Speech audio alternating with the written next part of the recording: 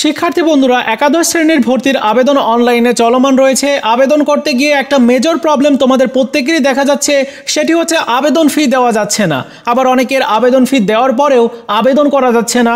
আবার অনেকে দেখা যাচ্ছে রকেট, বিকাশ বা নগদ থেকে টাকা কেটে নেওয়া হয়েছে, কিন্তু তারপরেও আবেদন করা যাচ্ছে না বা পেমেন্ট স্ট্যাটাসে দেখানো হচ্ছে যে এখনও পর্যন্ত পেমেন্টস করা হয় নাই।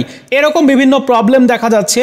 তো এই প্রবলেমগুলোর সমস্যার সমাধান নিয়ে শিক্ষা মন্ত্রণালয় থেকে আপডেট দেওয়া হয়েছে। এই ভিডিওতে সেই বিষয় নিয়ে আলোচনা করব। তাই তোমরা যারা এই সমস্যার সম্মুখীন হয়েছো, এই ভিডিওটি তোমাদের জন্যই। চলো শুরু করা যাক।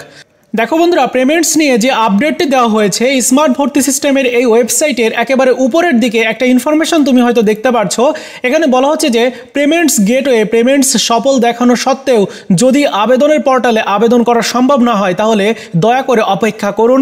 গেটওয়েতে কারিগরি সমস্যার কারণে পেমেন্টসের তথ্য আবেদন পোর্টালে আসতে বিলম্ব হচ্ছে এবং আবেদনের পোর্টালে আবেদনকারীর লিঙ্গ ভুল দেখানো সংক্রান্ত একটি ত্রুটি, সেটি কিন্তু সমাধান করে দেওয়া হয়েছে 28 তারিখে, আজকে সকাল 10টার দিকে।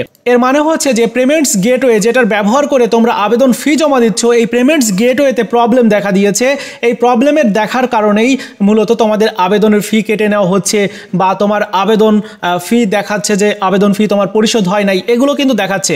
এখন তোমরা ম্যাক্সিমাম শিক্ষার্থী যে ভুলটি করছো সেটি হচ্ছে একবার ফি প্রদান করেছো, টাকা কেটে নেওয়া হয়েছে, দেখলে যে পেমেন্টস করা হয় নাই, আবারও নতুন করে ফি প্রদান করলে সেক্ষেত্রে দেখা গেল যে আরও 150 টাকা কেটে নেওয়া হলো।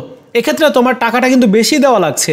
এজন্য প্রত্যেককেই বলবো যে এখন আপাতত তোমাদের এই সমস্যাটা যেহেতু চলছে, তাই আপাতত তোমাদের পেমেন্টস কারোরই করার দরকার নাই।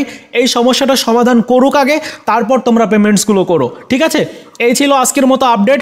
ভিডিওটি ভালো লাগলে লাইকস, কমেন্টস এবং বন্ধুদের সাথে অবশ্যই শেয়ার করবে, যাতে তোমার বন্ধুরাও এই বিষয়টি সম্পর্কে জানতে পারে বা তোমার বন্ধুরাও এই যে সমস্যাটা, সেই সমস্যাটার সম্মুখীন যদি হয়ে থাকে, তাহলে তোমার বন্ধুরাও কিছুটা টেনশন ফ্রি হতে পারবে।